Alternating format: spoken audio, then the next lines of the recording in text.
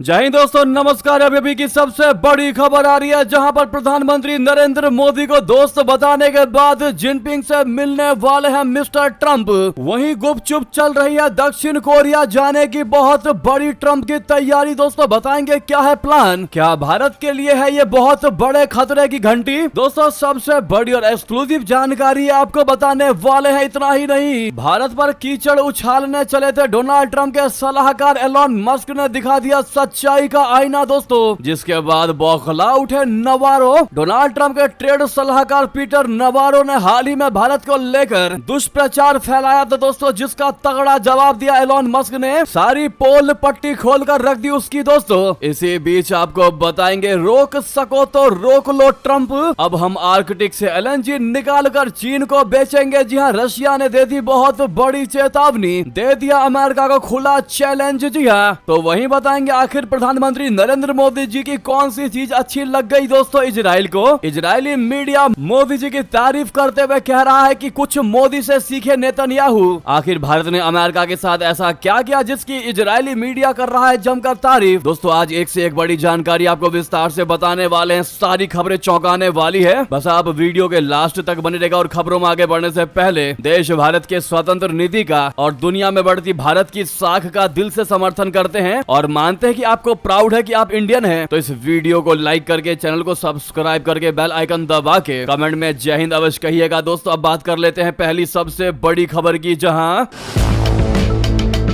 अमेरिकी राष्ट्रपति Donald Trump और उनके प्रशासन की ओर से हालिया एससीओ समिट पर नाराजगी जताई गई। भारत रूस के अलावा चीन खास तौर से ट्रंप के निशाने पर दिखाई दिया। इससे चीन अमेरिका के रिश्ते में कड़वाहट बढ़ी। हालांकि एससीओ समिट के एक हफ्ते बाद ही ट्रंप नए प्लान पर काम करते दिखाई दे रहे हैं। दोस्तों डोनाल्ड ट्रंप ने शनिवार को प्रधानमंत्री नरेंद्र मोदी जी को दोस्त कहकर भारत से संबंध सुधारने का संकेत दिया, जो खबर हमने आपके साथ शेयर किया था। साथ ही वो चीनी राष्ट्रपति जिनपिंग से अब मुलाकात की तैयारी में लग गए हैं। दोस्तों ये अभी की सबसे बड़ी एक्सक्लूसिव जानकारी है। ये मुलाकात अगले महीने साउथ कोरिया में हो सकती है। जी हाँ दोस्तों, सही सुना आपने। डोनाल्ड ट्रंप अपने शीर्ष सलाहकारों के साथ अक्टूबर में एशिया प्रशांत आर्थिक सहयोग यानी अपेक शिखर सम्मेलन में शामिल होने दक्षिण कोरिया जा रहे हैं। अमेरिकी राष्ट्रपति की इस यात्रा की तैयारी बिना ज्यादा शोर शराबे के चुपचाप चल रही है। अपेक समिट में चीनी राष्ट्रपति शी जिनपिंग के भी आने की उम्मीद है। सीएनएन ने अपनी रिपोर्ट में बहुत बड़ी जानकारी देते हुए बताया है कि समिट से इतर शी जिनपिंग और डोनाल्ड ट्रंप की मुलाकात हो सकती है। दोस्तों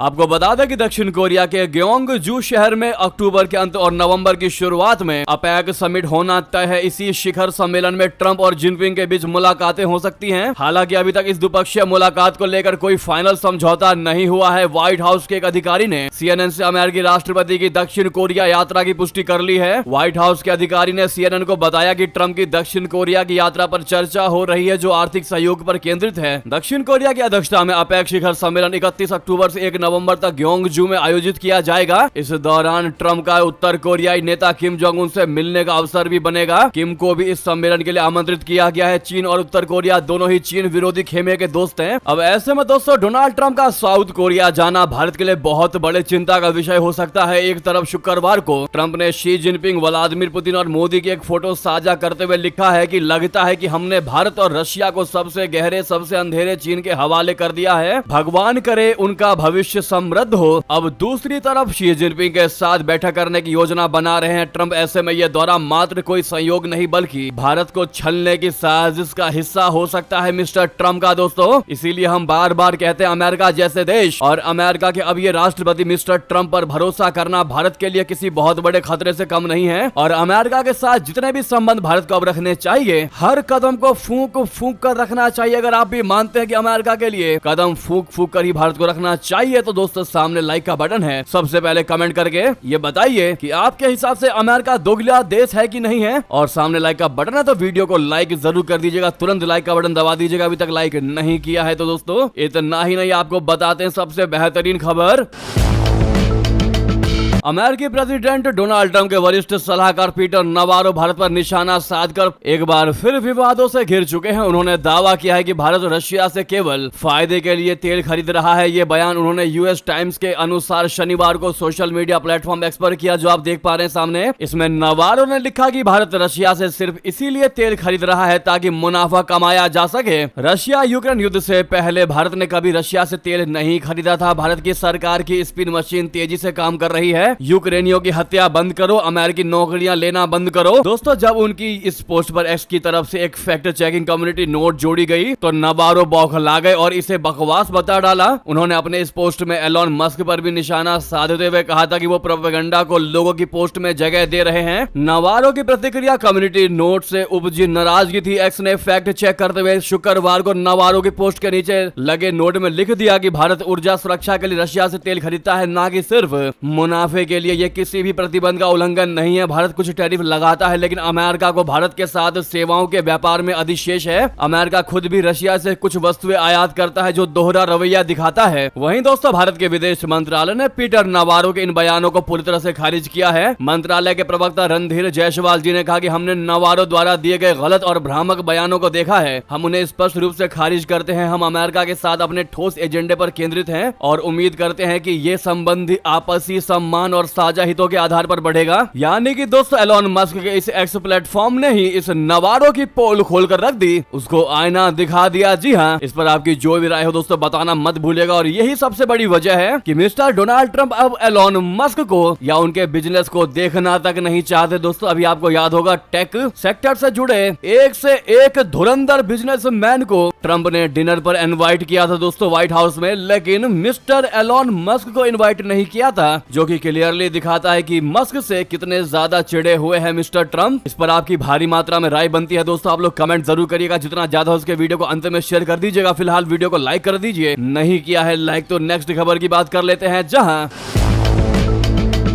इतना ही नहीं दोस्तों, रशिया ने अमेरिका के प्रतिबंधों के बावजूद आर्कटिक से एलएनजी निकालकर चीन को बेचना शुरू कर दिया है। दोस्तों, बहुत तगड़ा और खुला चैलेंज दे दिया मिस्टर ट्रंप को। कह दिया रोक सको तो रोक लो, जितना ज्यादा होगा आर्कटिक से एलएनजी निकालकर चीन को बेचेंगे। जी हाँ, रूसी राष्ट्रपति व्लादिमीर पुतिन और चीनी राष्ट्रपति शी जिनपिंग की मुलाकात का असर दिखने लगा है। रूस ने चीन को प्रतिबंधित आर्कटिक एलएनजी 2 परियोजनाओं के तहत लिक्विफाइड नेचुरल गैस यानी एलएनजी का दूसरा बैच सप्लाई किया है। यह गैस एक एलएनजी टैंकर के जरिए पहुंचा है। ऐसे में सवाल उठ रहे हैं कि क्या अमेरिका प्रतिबंधित रूसी गैस की खरीद पर चीन के खिलाफ भी वैसा ही कदम उठाएगा जैसा उसने भारत के खिलाफ उठाया है। अमेरिका ने रूसी तेल की खरीद पर भारत के खिलाफ 50% टैरिफ लगाया है। हालांकि ट्रंप प्रशासन ने अभी तक रूसी तेल और गैस के सबसे बड़े खरीदार चीन के खिलाफ कुछ नहीं किया है। रविवार के LSEG डेटा से पता चला है कि रूसी वोस्खोद एलएनजी टैंकर चीन के दक्षिण पश्चिम क्षेत्र गुआंगशी के तिशान बंदरगाह स्थित एक एलएनजी टर्मिनल पर लंगर छोड़ने के बाद दक्षिण की ओर रवाना हुआ था।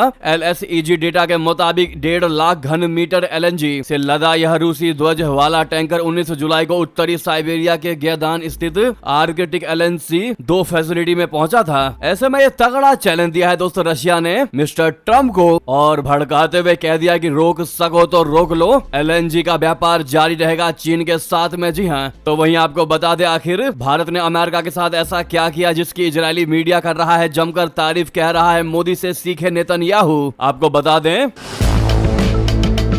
ट्रंप के दूसरे कार्यकाल में अमेरिका और भारत संबंध एक गंभीर विश्वास के संकट से जूझ रहे हैं। डोनाल्ड ट्रंप और उनके सिपहसालार लगातार भारत के खिलाफ हमलावर रुख अपनाए हुए हैं। बीते महीने के आखिर में अमेरिका ने भारतीय सामानों के आयात पर 50% का भारी टैरिफ लगा दिया, जो एशिया में किसी भी देश पर सबसे ज्यादा है। वहीं दुनिया में ब्राजील के साथ टॉप पर है। दोनों देशों में तनाव के पीछे टैरिफ नीति, रशिया के साथ भारत की दोस्ती के साथ ही पाकिस्तान के साथ भारत के सैन्य संघर्ष पर ट्रंप की टिप्पणियों ने भी महत्वपूर्ण भूमिका अदा किया है।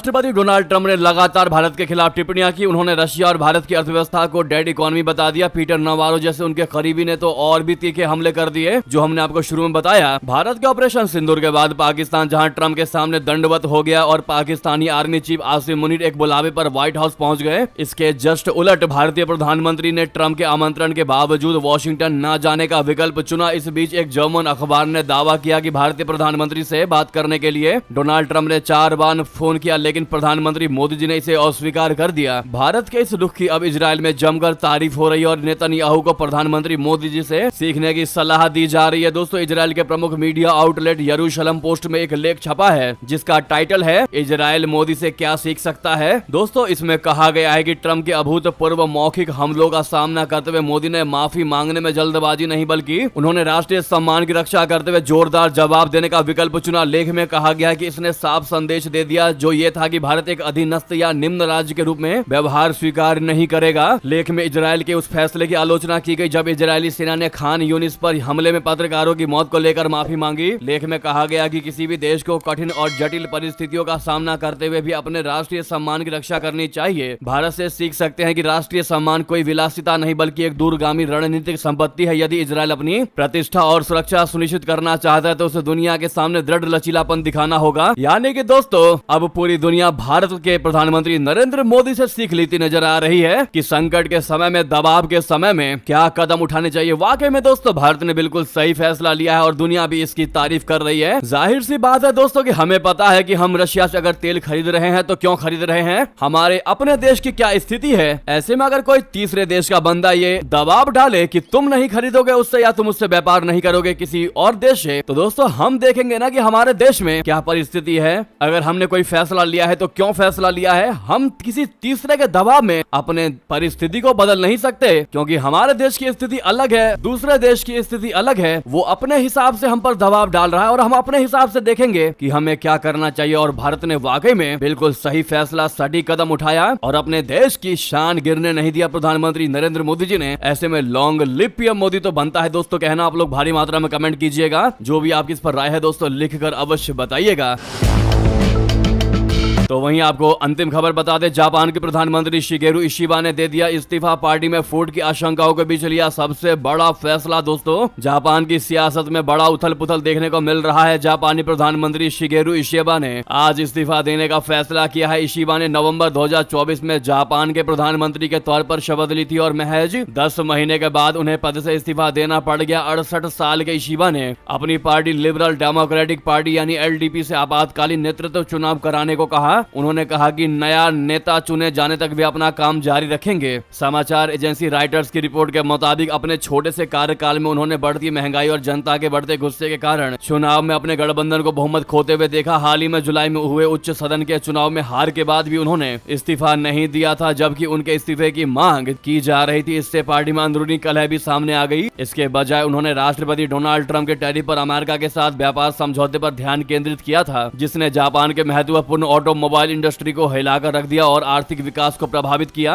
अब फाइनली उन्होंने इस्तीफा दे दिया है। दोस्तों, इस पर आपकी क्या राय है अवश्य लिखकर बताइएगा। लगे हाथ तो वीडियो को लाइक करके, चैनल को सब्सक्राइब करके, बेल आइकन दबा के कमेंट में जय हिंद अवश्य कहिएगा। दोस्तों, मिलते हैं अगली बड़ी खबर में। बहुत बहुत धन्यवाद आप सभी का, बहुत बहुत आभार। जय हिंद, जय भारत।